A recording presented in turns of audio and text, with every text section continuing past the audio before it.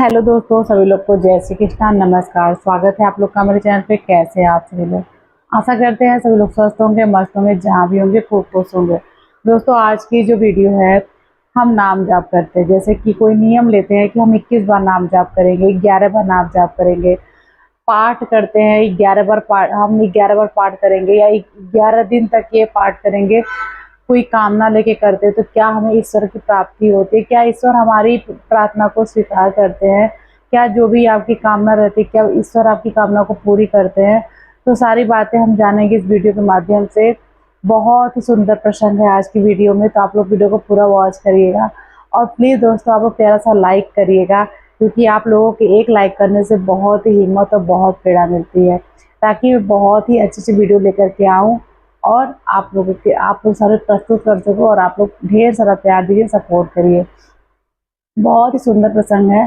जैसा कि हम कोई नियम लेके पूजा करते हैं कि हमारी जो भी इच्छा है, कोई कामना है, अगर हम इस कामना को लेकर के नियम कर रहे हैं कि हम 11 दिन तक पाठ करेंगे, 11 बार ये वाला पाठ करेंगे या 11 बार नाम जाप करेंगे, 21 दिन नाम जाप करेंगे, तो जो भी कामना है, क्या ईश्वर आपकी कामना को स्वीकार करते हैं, आपकी पूजा को स्वीकार करते हैं और आपको इसका परिणाम देखने को मिलता है।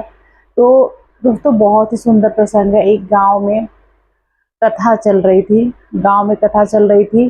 तो कथा पूरे गांव लोग इकट्ठा होते थे, कथा सुनते थे। तो ये आए दिन कथा जो चली थी, कम से कम 1 हफ्ते कथा चली थी। और कथा पूरे सभी लोग आकर के अपने काम से टाइम निकाल करके सभी लोग आके कथा सुनते थे। लोग एकदम भक्तिमय हो गए थे कि हाँ, मुझे कथा में जाना है, मुझे ये काम बाद में करना, लेकिन मुझे कथा जाके सुनना। 7 दिन तक जो माहौल उस गांव का था, बिल्कुल एकदम से धार्मिक माहौल हो गया था। और वाकई में जहाँ भी भागवत होता है, कथा होता है, तो लोग भागे भागे जाते हैं और कथा सुनते हैं, प्रवचन सुनते हैं। जो भी चीज़ें धार्मिक कार्य होते हैं, जरूर हिस्सा लेते हैं, जाके अपने काम धाम को छोड़ के जरूर जाते हैं। तो जब कथा संपन्न होती है, तो कथावाचक जो थे वो विदा लेकर के जा रहे थे। कथा संपन्न हो गई, हमारी विदाई दीजिए करिए और हम विदा लेते हैं आप लोगों से। तो फिर कथावाचक बोलते हैं कि कि हमने कथा कह दिया, कथा संपन्न हो गई और हमारा कुछ गुरु दक्षिणा भी होता है। पंडित जिनके घर अपने जजमान से बोले कि हमारा गुरु दक्षिणा भी होता है।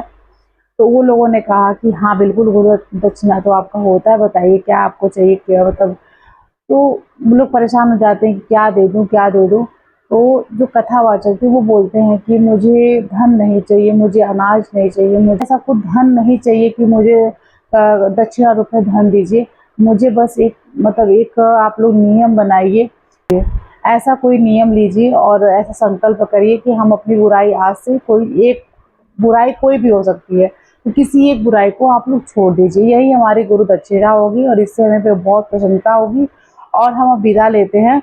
मुझे और भी अमृत वर्षा करनी, जैसे और भी प्रचार प्रसार करना है, कथा करना है। तो बोलते अगर ये नहीं हो पाता है तो आप लोग कोई एक नियम बनाइए। जैसे कि कोई नियम बनाइए कि हम ये कार्य इस टाइम पे पूजा करते हैं, नाम जाप करते हैं, पाठ करते हैं। तो आप लोग एक नियम बनाइए कि मुझे इस टाइम पे ये नियम करना ही करना है।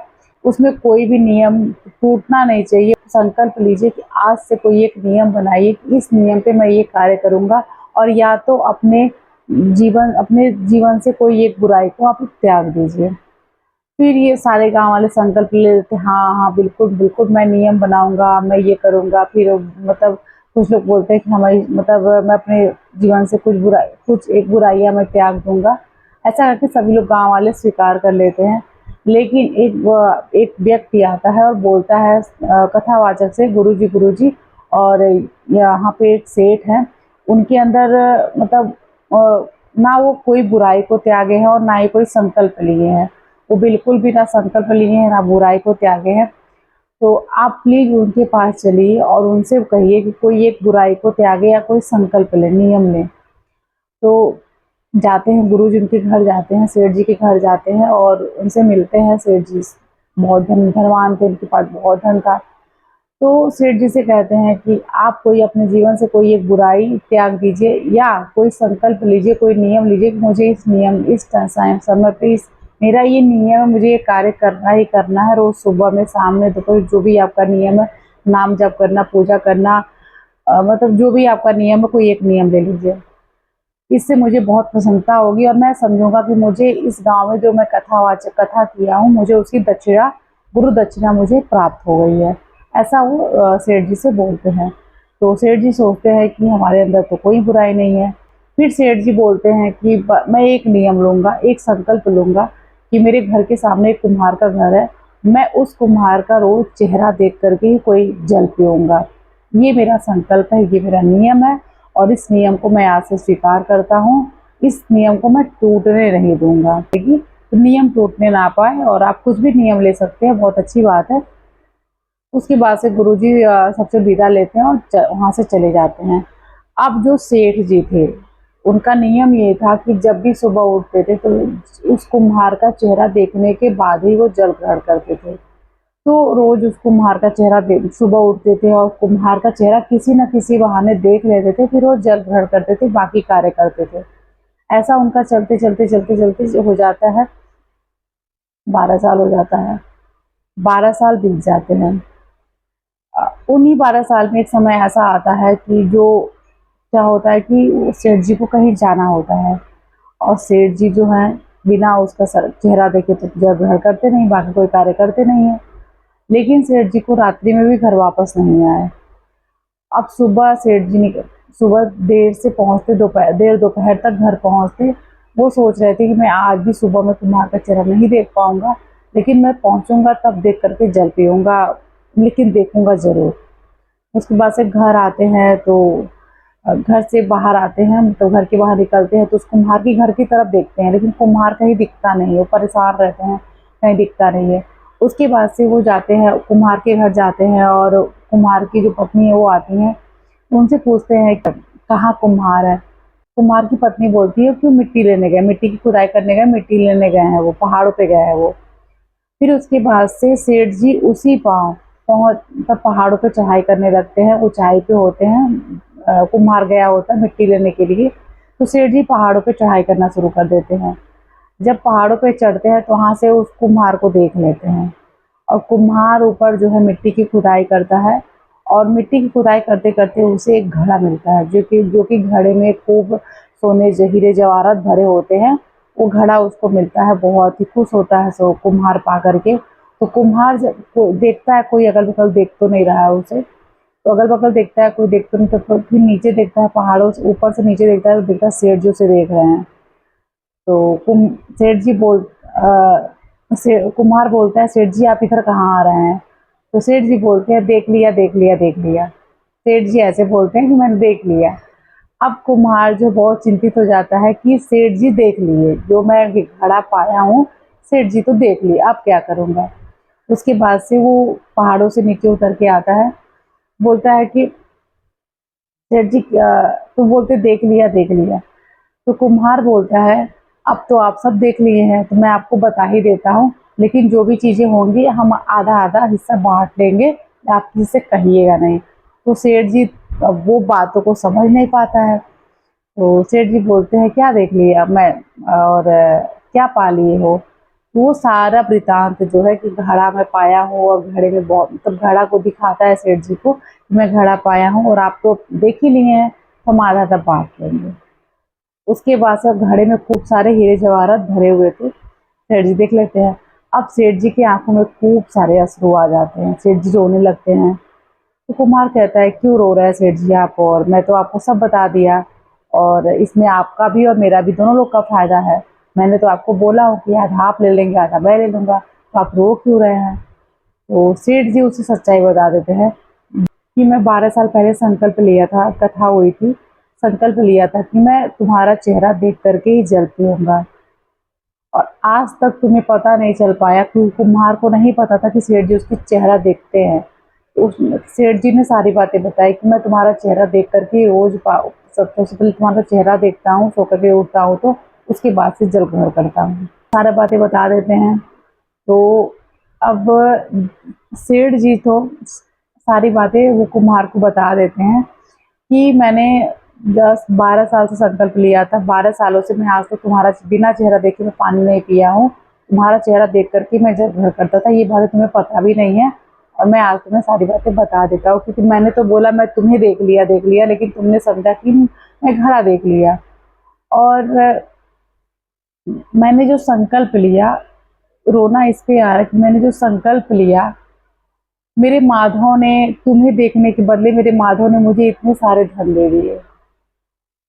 अगर मैं इन 12 सालों में भगवान की पूजा किया होता, भगवान के लिए नाम जाप का संकल्प लिया होता, पाठ करने का संकल्प लिया होता, भगवान की पूजा किया होता, तो इन 12 सालों मुझे भगवान प्राप्त हो गए होते। मैं बहुत गलत जगह पे मतलब संकल्प ले लिया और मुझे माधव ने इसके बदले धन दे दिया। मुझे धन नहीं चाहिए, मुझे धन की कमी नहीं है और मुझे धन नहीं चाहिए।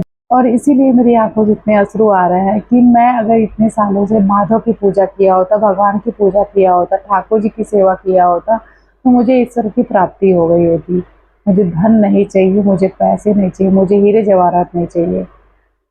ऐसा करते हुए सेठ जी ने मतलब ये संकल्प ले लिया कि आज से मैं ईश्वर की पूजा करूंगा, ईश्वर की शरण में रहूंगा, नाम जाप करूंगा। तो दोस्तों इस प्रसंग का इस प्रसंग का मतलब तात्पर्य ये है कि अगर आप कोई नियम कर रहे हैं, किसी भी कामना को लेके कर रहे हैं, तो व्यर्थ नहीं जाएगा। आपका बस विश्वास का होना जरूरी है। अगर आप नियम कर रहे हैं, संकल्प लेके मुझे इस समय पे ये कार्य करना है, तो करना ही करना है, तो कहीं ना कहीं इसका फल आपको परिणाम देखने को जरूर मिलेगा।